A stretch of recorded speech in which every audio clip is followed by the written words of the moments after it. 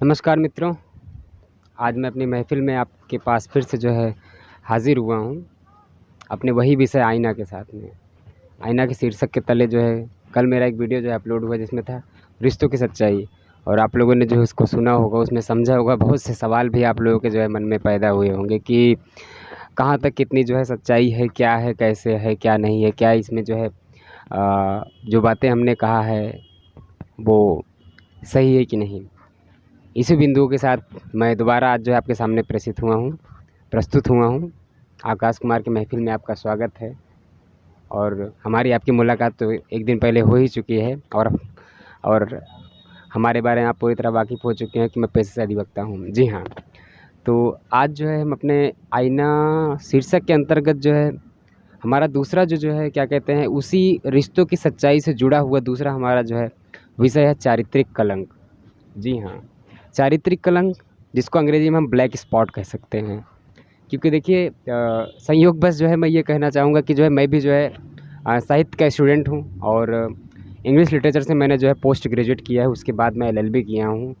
LLB करने के बाद मैं जो है जर्नलिस्ट का भी जो है कोर्स किया, मैंने जो है पत्रकारिता का कोर्स किया, जिसमें मैंने बहुत से जो है महान विभूतियों को पढ़ा, जाना, समझा, बूझा। अंग्रेजी में मैंने, चूँकि मैं आज इंग्लिश के व्यक्ति को ज़्यादा कोट करता हूँ, क्योंकि मैं इंग्लिश में जो है 4 से 5 साल बिताया, तैयारी किया प्रवक्ता के लिए, और आज भी कर रहा हूँ। तो मैं चारित्रिक कलंक के जो है इस मुद्दे को अपने इस रिश्तों की सच्चाई में इसलिए जो है मैं समाहित किया हूँ। और माफ़ कीजिएगा, मैं इस बार मैं सोच रहा हूँ कि अपने वक्तव्य में और अपने वीडियो में इस बार मैं अपने मेन सब्जेक्ट इंग्लिश का भी इस्तेमाल करूँगा। सो नो मैं डोंट मैटर जो है अगर हम जो है कुछ बीच में इंग्लिश शब्द इस्तेमाल करते हैं तो, क्योंकि कहीं न कहीं जो है मेरा मेन सब्जेक्ट वो है, लेकिन मैं कोशिश ये करता हूँ कि हिंदी में बात करूँ। तो आज जो है मैं कुछ विषयों का, अगर कोई जो है मेरे पास सब्जेक्ट आता है, कोई वर्ड आता है, तो मे बी हो सकता है कि आज मैं इंग्लिश में उन शब्दों को जो है आपके सामने प्रस्तुत करूँ। जी हाँ, तो आज जो है हम जिस सब्जेक्ट को जो है उठाए हुए हैं, जिस शीर्षक के तले मैं आज आप लोगों से बात करूँगा, उसका नाम है चारित्रिक कलंक। In English we can say that black spot means, हमने गाँव में अक्सर सुना है, जिंदा की हर समय निंदा होती है, अकड़ मुर्दों की पहचान होती है। मीन्स जो ज़िंदा है उसके साथ में कुछ न कुछ जो है निंदा की बातें ज़रूर जुड़ी होती है, या कहा जाता है। तो आज उसी के परिपेक्ष में मैं ये कहना चाहता हूँ कि जी हाँ, अगर जो है रिश्तों की सच्चाई में कहीं न कहीं अगर हम लोगों में जो हमारे रिश्तों में कड़वाहट आती है, तो उसमें ये भी एक अहम मुद्दा जो है निभाया जाता है। माँ-बाप के बीच में अगर हमें जो है कुछ भी जो है ऐसे बातें होती हैं, दूरी बनती है, तो पहले तो जो है कुछ उनके रिश्तों को लेकर रहते हैं कुछ उतार-चढ़ाव। लेकिन कहीं न कहीं समाज के रहते हुए, समाज में देखते हुए, इस ब्लैक स्पॉट चारित्रिक कलंक का जो है महान योगदान होता है। लेकिन हम आज जो है इस चारित्रिक कलंक के संदर्भ में जो है कुछ बातें कहना चाहूँगा, और कुछ हम अपने जो है दार्शनिक और जो है कुछ राइटर्स को मैं जो है, कुछ पोएट्स को मैं जो है कोट करना चाहूँगा कि उनको जो है, अगर वो इतनी महान विभूतियाँ और इतनी फ़ेमस हस्तियाँ अगर होते हुए भी, अगर वो उनके साथ में ब्लैक स्पॉट हो सकता है, उसके बाद भी जो है ब्लैक स्पॉट होने के बाद भी अगर वो समाज में एक अच्छी उपलब्धि पाते हैं, तो हम आज के समाज में एक छोटे से वर्ग में, या छोटी सी जो है उम्र में रहते हुए अगर कुछ आता है, तो इतने बड़े इश्यू को जो है हम क्यों जो है करते हैं। मैं आज जो है क्या कहते हैं, मैं अपने भारत के जो है राष्ट्रगुरु, गुरुजी जिनको कहते हैं, गुरुजी मीन्स डॉक्टर रवींद्रनाथ टैगोर। मैं डॉक्टर रवींद्रनाथ टैगोर के बारे में बात करूँगा जो है, और कोट भी करूँगा उनको जो है कि उनका क्या था। वो हमारे राष्ट्रगुरु हैं। उन्होंने जनगण मन अधिनायक की जो है रचना की, जो है हमारे राष्ट्रगान को उन्होंने लिखा, और इंग्लिश में उन्होंने गीतांजलि लिखा, घरे बाहरे लिखा, नोबेल प्राइज़ से उनको सम्मानित किया गया, और उन्हें नाइटहुड की उपाधि जो है वापस भी की थी जब जो है भारत में आया था। लेकिन गुरुजी के भी जीवन में जो है एक ब्लैक स्पॉट, एक चारित्रिक कलंक आया था। फिर भी आज अगर समाज और साहित्य उनको इतने ऊँचे दर्जे पर ले गया है, तो एक समाज में हम जैसे व्यक्ति जो है, एक नॉर्मल व्यक्ति के ऊपर इतना बड़ा प्रहार क्यों होता है। जी हाँ, अगर जो है हम डॉक्टर रवींद्रनाथ टैगोर की बात करें, तो डॉक्टर रवींद्रनाथ टैगोर की माता का नाम था शारदाबाई, और जब जो है वो 7-8 साल के थे, तभी उनकी माता का देहांत हो गया। ऐसी परिस्थिति में उनका पालन-पोषण उनके बड़े भाई है, उन्हीं बड़े भाई की पत्नी कादम्बरी के अंतर्गत जो है, तब बड़े भाई के जो है संरक्षण में होता था। वो भाभी से जो है काफ़ी जो है हिले-मिले थे, और वही जो है उनका पालन पोषण करती थी। और राइटर श्री सुधीर कक्कड़ जी, मैंने इनको जो है नेट पे पढ़ा जो है इस बारे में, क्योंकि हमारे जो है सब्जेक्टिव व्यक्ति हैं जो है हमारे इंग्लिश में जो है रविंद्रनाथ टैगोर जो है इंग्लिश के अच्छे कवियों में गिनती की जाती है, तो उनके बारे में हमने पढ़ा। गुरु रविंद्रनाथ टैगोर के बारे में जो है, जब कादम्बरी जी उनको 8 साल की जो है उनका जो है पालन पोषण करती थी, उस समय उनके लिए जो है उनके बारे में जो है एक बुक लिखी गई जो है, उनका नाम था यंग टैगोर। और ये जो है बुक जो है लिखी गई थी किसके द्वारा? सुधीर कक्कड़ के द्वारा। उसमें इस विषय को बाकायदे जो है उन्होंने दर्शाया है कि किस प्रकार रविंद्रनाथ टैगोर की पालन पोषण जो है कादम्बरी देवी के द्वारा होती है, तथा उनकी इंटीमेसी कितने हद तक डेवलप होती है, और कादम्बरी जी जो है उनका किस तरह जो है पालन पोषण प्लस उनसे लगाव रखती हैं। इन्हीं सब चीज़ों को देखते हुए गुरु जी डॉक्टर रविंद्रनाथ टैगोर ने कई रोमांटिक गीतों को कई रोमांटिक रचनाएं उन्होंने जो है क्रिएट किया था। और यहाँ तक उनकी इंटीमेसी इस हद तक थी कि जब रविंद्रनाथ टैगोर की शादी की बात आती है, उनकी पत्नी का नाम मृणालिनी था, और जब शादी की बात आती है तो कादम्बरी देवी उनकी शादी भी नहीं होने देना चाहती थी। स्थिति ये थी कि रविंद्रनाथ टैगोर के शादी के 4 महीने बाद कादम्बरी देवी जो है अफीम की हाई डोज लेकर के जो है आत्महत्या कर लेती हैं। और ये चीज़ हम नहीं, ये जो है सुधीर कक्कड़ किताब में एकदम क्लियर लिखा गया है, तथा कृष्णा कृपलानी की जो है टैगोर ए लाइफ की बुक में जो है उन्होंने बहुत अच्छे इसको चित्रण किया हुआ है। इस बुक में हम इस बारे में जानकर पहचान कर देख सकते हैं। और ऐसे बहुत से क्रिटिक हैं, ऐसे बहुत से जो है आलोचनात्मक राइटर हैं, कवि हैं, जिन्होंने अच्छे अच्छे लोगों के बारे में जो है आलोचना किया, लेकिन वो व्यक्ति एक महान हस्तियों में रहे, आगे चल के महान होते गए।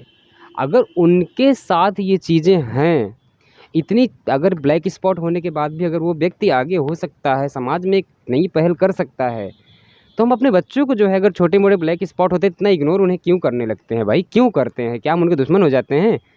समाज तो उनको कुछ नहीं बोलता, लेकिन हमारे अपने और हमारे माँ बाप इस तरह बोलते हैं, जो कहीं ना कहीं जो है गलत होता है। और गलत होने का ये होता है कि उस बच्चे से इतनी दूरी होती है कि उस बच्चे को कुछ न कुछ गलत करने के लिए मजबूर कर देता है। मैंने अपने इस विषय को इसमें इसीलिए ऐड किया, मेरे पास ऐसे बहुत से चीज़ें हैं। मैं अपने जो है इंग्लिश के एक राइटर जो है क्रिस्टोफर मार्लो की बात करूँगा। क्रिस्टोफर मार्लो जो है जब अपनी रचनाएं कर रहे थे, तो उस समय जो है किंग एडवर्ड ने जो है उनके ऊपर ब्लास्फेमी और होमोसेक्सुअलिटी का चार्ज लगाया था। सोचिए, ब्लास्फेमी और होमोसेक्सुअलिटी का चार्ज लगाया था उनके ऊपर। ऐसी परिस्थिति में क्रिस्टोफर मार्लो को जब किंग एडवर्ड के जो है सामने प्रस्तुत किया गया, तब जब ये चार्ज लगाया गया तो उन्होंने अपने सिक्योरिटी में उन्होंने एक बहुत अच्छा कोट किया था जो है, और उन्होंने एडवर्ड सेकंड में जो उन्होंने इस चीज़ को दर्शाया है, मैं वहाँ से इस चीज़ को कोट करना चाहता हूँ। आप भी सुने जो है कि क्या कोट था, और बहुत बड़ी बात उन्होंने कोट किया था। इस कोट से मुझे बहुत ही अच्छा लगता है कि जब इतने बड़े बड़े लोगों के साथ में कुछ ब्लैक स्पॉट है, फिर भी वो जो है महान होते गए, उनको हमने स्वीकार किया, सहर्ष स्वीकार किया। तो जो है आज हम जैसे छोटे मोटे जो हम नॉर्मल से हैं, उनके साथ होते क्यों हम इतने जो है क्या कहते हैं सौतेला व्यवहार करते हैं। हम आपको जो है बोलना चाहेंगे, इंग्लिश की कोटेशन है, अब आप लोग कहाँ तक समझते हैं, लेकिन हम जानते हैं समझदार हैं आप लोग जो है, अब जाहिर सी बात है आपको समझ में आएगा जो है।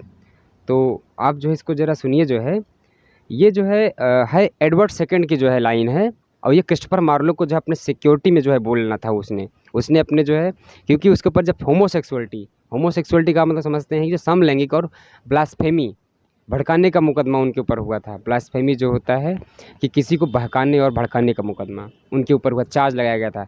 ऐसी परिस्थिति में उन्होंने कहा था, एडवर्ड सेकंड में जो है लिखा गया है, रेफरेंस मैं वहाँ से ये चीज़ कर रहा हूँ, और कोटेशन हमारा था, the mightiest king have had their minions means होता है कमियाँ, मीन्स एडवर्ड सेकंड में जो है क्रिस्टोफर मार्लो ने क्या कहा था, पूरी बात सुनिए। The mightiest kings have had their minions, great Alexander loved Hephaestion, the conquering Hercules for Hellas wept, and for Patroclus stern Achilles dropped, and not kings only, but the wisest man dropped, and the wisest man, the Roman Tully, loved Octavius, grave Socrates, wild Alcidas, and wild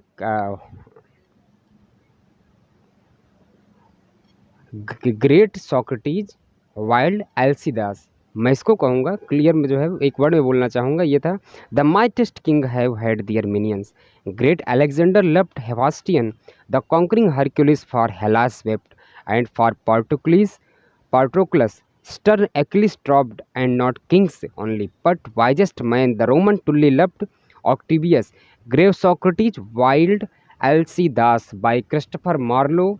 Reference in Edward II.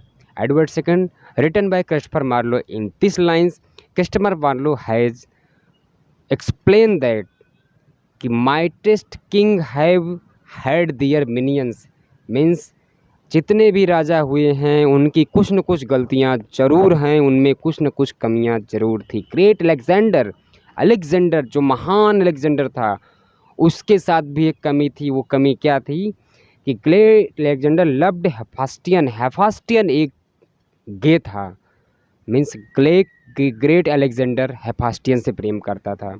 और conquering Hercules, warrior Hercules, एक warrior जो Hercules था, conquering Hercules, वो Hellas के लिए रोता था। Hellas जो है कौन था? एक गे था, वो हेलास से प्रेम करता था।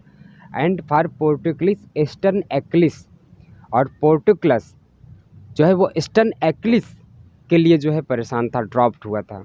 एंड इसमें उन्होंने ये भी जो है कोट किया था कि ये जो है केवल राजाओं के साथ ही नहीं था, ये हमारे फिलासफ़र के साथ में भी था। जैसे उन्होंने कहा था कि जो फिलासफ़र जो बुद्धिमान थे उनमें से, जैसे रोमन टुल्ली जो है वो ऑक्टेवियस सीजर उसके लिए प्रेम करता था, ऑक्टेवियस सीजर से प्रेम कर रहा था। ऑक्टेवियस सीजर का प्रेम रोमन टुल्ली से था। टुल्ली जो है गे था, उसके लिए Roman Caesar, Roman emperor Octavius Caesar जो है ग्रेट एम्परर था, जिसके जो है जो टुल्ली से प्रेम करता था। और सुकरात से महान और खूबसूरत व्यक्ति आज तक पैदा ही नहीं हुआ, सुकरात से अच्छा फिलासफर आज तक पैदा ही नहीं हुआ। लेकिन सुकरात भी जो है एक गे था, और वो जो है एल्सिदास से जो है उसका प्रेम था। जब ऐसे ग्रेट फिलासफर, ऐसे ग्रेट कॉन्कर के साथ में ये चीज़ था, फिर भी वो उनको हमने अडॉप्ट किया, उनको सोचा समझा। तो आज अगर समाज में अगर कुछ छोटी मोटी मिसचीफ्स हो जाती है तो उसको हम इतनी बिग डील क्यों करते हैं कि किसी को जो है उसके क्या कहते हैं ट्रबल में वो जो है अपने आप को ख़त्म करने पर चला जाता है। अगर आप उठा के देखेंगे तो आज के आपके यहाँ आत्महत्याओं का जो है सिलसिला बहुत बुरी तरह बढ़ गया है, सिलसिला बहुत बुरी तरह बढ़ गया है। जब इतना हो चुका है, हमारे सामने इतना सब कुछ है, तो हम क्यों जो है बेवकूफ़ों की तरह जो है रिएक्ट करते हैं ऐसी किसी बातों पर। तो जिससे क्यों मैं इस चीज़ को जो है रिश्तों की सच्चाई से भी जोड़ रहा हूँ, इस चीज़ को चारित्रिक कलंक पर इसलिए जोड़ रहा हूँ क्योंकि इसी का एक पार्ट है जो है जो चारित्रिक कलंक को कहीं ना कहीं दर्शाता है। अगर ब्लैक स्पॉट इस चारित्रिक कलंक को अगर कहीं ना कहीं अगर इग्नोर करते हैं तो हमारे रिश्तों को भी मेंटेन करता है।